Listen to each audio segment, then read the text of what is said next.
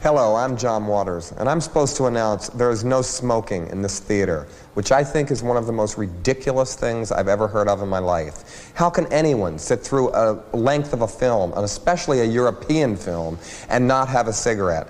But don't you wish you had one right now? And I'm telling you that smoke anyway. It gives ushers jobs, and if people didn't smoke, there would be no employment for the youth of today. So once again, no smoking in this theater.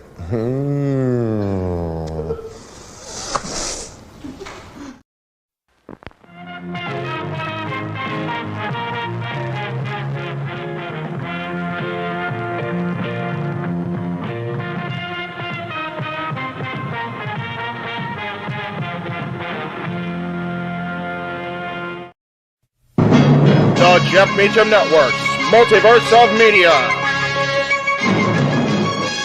For over 15 years, the recognized symbol of excellence and the standard bearer in coverage of sports and entertainment.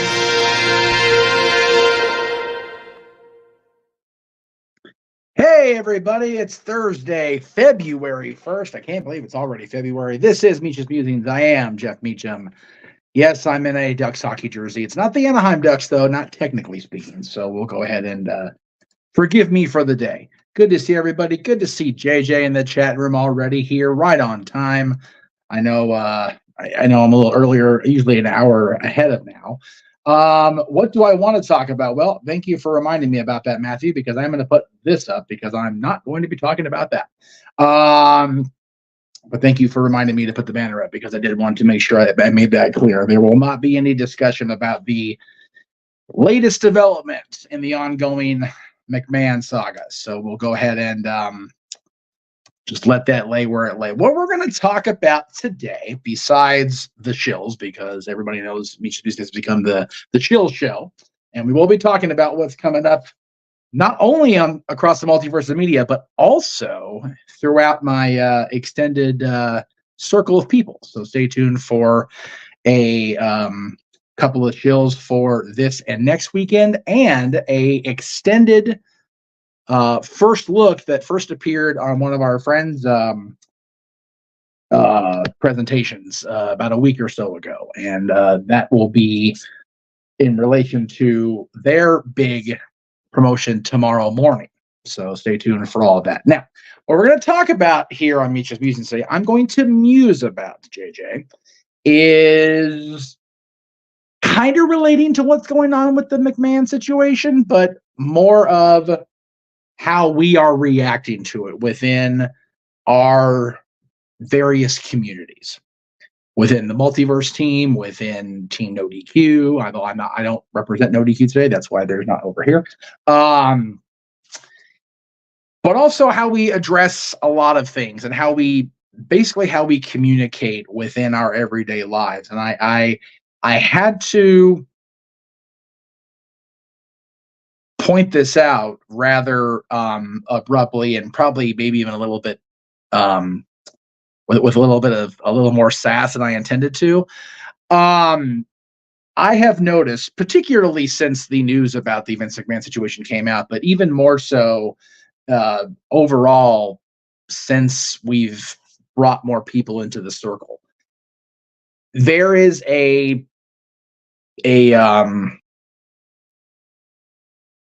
almost like a fail-safe, if you will, to fall back on. There we go. It's almost like a knee-jerk instinct to automatically assume everything we read is correct, and if it's bad news or if it's news, relaying negative information about someone or something, that we are to condemn that person and we are to automatically assume that everything is correct and they're the worst.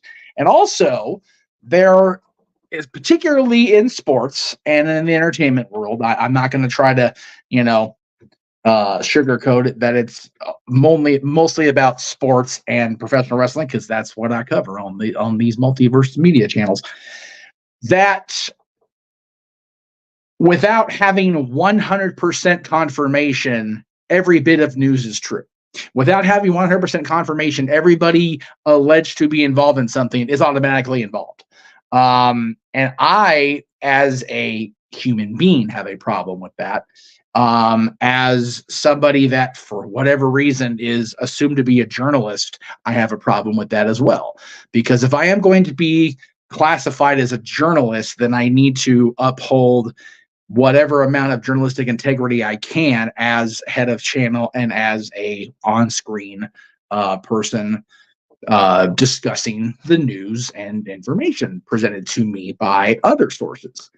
So I found myself reaching out in one of our group chats here in the multiverse, and again, I felt like I maybe bit a little too hard. I do, I did have regrets, but at the same time, I felt that it was important to come across here and talk to everybody about that, and hope that everybody can understand why we're not talking about what's going on the ticker, why we're not diving headlong into it compared to some of the other podcast channels or streaming shows you guys see across the wrestling world on a regular basis. And the long and short of that is, unlike most of those shows, we either have never been directly involved in the company or worked with the people being discussed, or we are not trying to claim that we have sources within those companies or around those people. I don't pretend to know any more than I know. There was a really big reason why I hesitated to talk about the person that was brought up in the news today, because I've become acquainted with, and I'll even go as far as say friends with, people involved in that story. And I didn't feel it was my place, because I don't know what's happening. I have no idea what's really going on behind closed doors, nor should I. It's none of my damn business. And I feel like as a society, we are so just driven by this almost like visceral desire to know more than we need to know. And a lot of that has been pressed by media, by, news and entertainment outlets. And I am not going to try to claim I'm not guilty of it, because Lord knows I have been. I'm just trying to make myself aware that I have been guilty of it and attempt to correct that problem, because it is a problem. Whether we want to, look the other way or try to deflect the terminology being used, it is a major problem within visual media and even audio media. If you talk about just podcasts, it is a huge issue that people just, say what they feel is okay. I saw something and I forgot who it was that said it and in what context, so please forgive me, but it was something that just struck me like a bolt of lightning. It was, I forget the actual details of what celebrity or whatever was involved, but something to the effect of, well, they're in the public eye, so they're fair game. No, that's not how this works. People that choose to live their lives in the public eye, while they are unfortunately more so in today's world than they were in the early days of television and radio and whatnot, they are more likely to have complete and total coverage of their lives. It does not give any other single person or groups of people the right to criticize or pass judgment on them, right? And again, Jeff's on the hypocrisy train. Let me be clear on this. If I've gone outside this parameter, then I'm sure my team will call me out on it when I get off the air today, if not right now in public. But anytime I have openly criticized anybody with the venom that has been laid against, the people involved in this case, deservedly, if you believe everything you read, the criticisms of the ridiculous, to some folks, coverage of the relationship between Travis Kelce and Taylor Swift, they just feel that's okay. The difference is, I have, at least I've tried to, and if I haven't completely stuck to this, then that's my bad, and I'll own it. I have been actively acquainted with one or more parties involved, and I have a particularly subjective view on it. Whereas, never met Taylor Swift, don't know Travis Kelce, I have no problem staying objective. It's like, you know what, they're cute, they're young, they're in love, good for them. The other side of the coin, the news that came out today regarding the former executive from WWE, tend to know more than I want to about that, if I'm being honest. And I have no desire to address it, because anything that comes out of my mouth about it, or comes off of my fingers typing about it, is just going to be venom because of my personal feelings for that person. And I don't think that's appropriate for me. I have no skin I literally have no skin in the game, so it's not my problem. It's not my circus, not my monkeys, right? So and as far as the other thing, as far as taking sports news that comes out right then and there was a particular example. I am going to single the news story out, but not the person involved, because I do have a love for the person, so I'm not going to throw that person under the bus. But there was a report yesterday, maybe the day before. I forget if it was before our Tuesday strings or not, but something to the effect of Seattle was interviewing a prospective coach. The person was subsequently hired, and it was the latest we had was they had gone back for a second interview, and the comment underneath was, they're the youngest coach in the NFL. It's like, they're the youngest coach in the NFL if they're hired and it's confirmed by Seattle. And that was, it seemed, I'm sure it sounds nitpicky as I'm laying it out, but we have to be nitpicky in what we do here, because until we have 100% confirmation with a team or corporate or whatever letterhead logo with a here's what's happening in our organization, we know absolute jack. And I feel like if we correct that use of verbiage in everyday conversation, it'll become a lot easier to not continue the often false narratives, if that makes any sense. I know I'm sounding really preachy, and I do apologize for it, but I just, it's been bothering me for some time that this has been a continual thing within my team, within things I watch on TV, on YouTube, on social media, and I wanted to address the problem.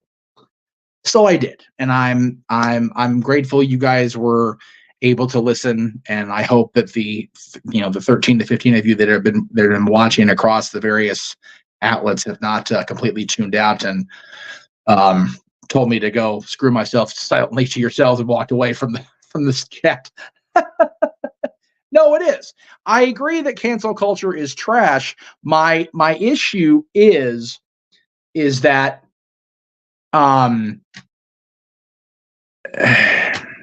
the problem with calling it cancel culture trash is that so many things that get canceled should have not even been given the green light in the first place, if that makes any sense. And sometimes you just have to step in and nip something in the bud before it becomes an even worse thing. What's happened in the WWE and the wrestling world in the last 2 weeks has been one of those that's been out of hand for decades.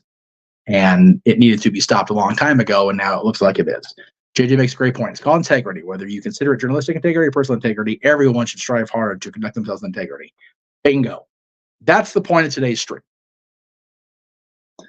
Well, that and the shills, because as everybody knows, I'm into the shills. That's really all I wanted to come across and say. I only came on at 3 o'clock instead of 4 o'clock, 6 o'clock, 7 o'clock Eastern, is because I wanted to be able to watch the wrestling shows I subscribe to in real time, and I wanted to make sure I had myself available in case I was needed for the good old parenting in the afternoon. So thank you all for listening to my gaga. I appreciate it very much. Let's go ahead and do the shill thing one time tomorrow across the Casa 18 Studios YouTube channel, as well as the where we got comments. We have comments. I must address them.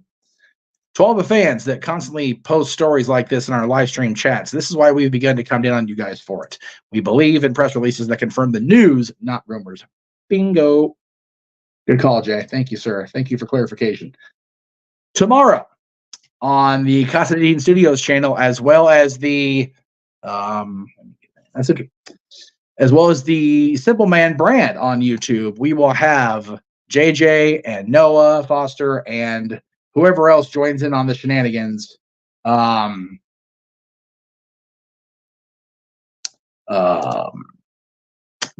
Simply predicting for NXT Vengeance Day, which will be this Sunday. We'll talk more about that in a second. Check out Simply Predicting with Noah, JJ, and company tomorrow night, 8 o'clock Eastern, 5 Pacific. Also tomorrow night, if you're in the area of Los Angeles County, the San Fernando Valley, whatever you want to call it, our buddy Ariel Belvedere from late of Paradise Kitty and recently coming off tour with Debbie Gibson, her and her band, the LA Dolls, will be at the Canyon Club in Agora Hills. That's tomorrow night, 8 o'clock Pacific time. For those of you out here in Southern California, Saturday night, of course, our usual brand of shenanigans across the multiverse of media, open mic night, beginning at 11 o'clock Eastern, 8 p.m. Pacific. JJ will host and moderate as he do. We will then have our coverage of Vengeance Day presented by NXT with Noah and JJ on the call beginning at 7 p.m. Eastern, 4 p.m. Pacific, again across the multiverse as we continue our road of WWE coverage to WrestleMania 40 in Philadelphia. I can't believe it's WrestleMania 40. Holy crap. Of course, we'll return to our regular brand of programming Monday morning, 9 o'clock Pacific, noon Eastern, as JJ presents his For the Love of Wrestling with his coverage of the weekend shows, and all week long you can catch his reviews of Raw, NXT, AEW Dynamite, and at least till No Surrender, TNA Impact. Talk Wrestling, of course, will return back to hopefully its normal Q&A and regular format now that we've back in Q&A form. Just definitely want to try to stick to the Q&As. This last week was a little bit different. 7 o'clock Eastern, 4 Pacific Monday, across the multiverse, as well as NoDQ.com. Statboy Sports Bar will be open this Tuesday with a full preview of the Super Bowl, because we'll have a watch along we'll get to in a minute. So check out our entire comprehensive Super Bowl preview coming up this Tuesday. I believe we're going live again at 6 p.m. Eastern, 3 Pacific. The Greg Cherry Show will return. I hope to be on this week. Yesterday was just such a cluster scheduling-wise. Check us out, 7 o'clock Eastern, 4 Pacific on the Greg Cherry brand and on the Jeff Meacham Network. Hopefully this show will be back in its normal time slot Thursday next week, 7 o'clock Eastern, 4 Pacific. Next Friday, immediately following For the Love of Wrestling's coverage of TNA Impact, JJNA will be live to celebrate the milestone 60 years to the date of the Beatles' original appearance on the Ed Sullivan Show. We will have our listings, our choices for the top 10 Beatles songs. Next Saturday, February 10th, our buddies Paradise Kitty will be opening for the legendary Quiet Riot at Rockin' Brews inside Yamava Casino out in Highland, California. Check out the link on AXS.com for tickets and everything. Next Sunday, the 11th, we will have an exclusive watch-along with Statboy Mike and company of Super Bowl. I don't even know what the damn initials are. What is that? 58? Super Bowl 58. We'll call it back because I can't remember numbers and it's tiny. I apologize. Super Bowl 58 coverage between the San Francisco 49ers and the Kansas City Chiefs. That'll be across the Jeff Meacham Network and the Costadian Studios. That's all coming up in the next couple of weeks, along with our usual brand of weekly shenanigans and streams. Thank you guys for watching. We leave you today with a first look that was originally broadcasted on the Bat Productions YouTube channel and social media, talking about the return to Indiegogo of their upcoming tribute film, fan film, The Last Nightmare, Part 1. Good night, everybody.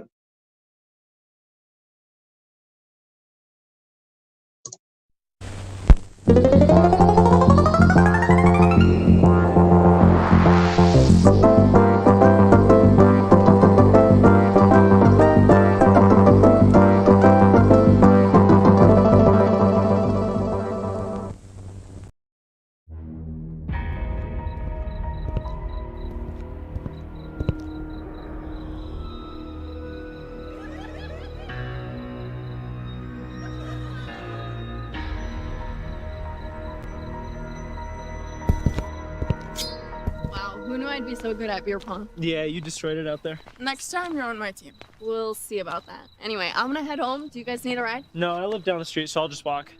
Sam, are you sure you're good to drive, though? Yeah, I'll be fine. All right. Good night. Good night. Try not to die.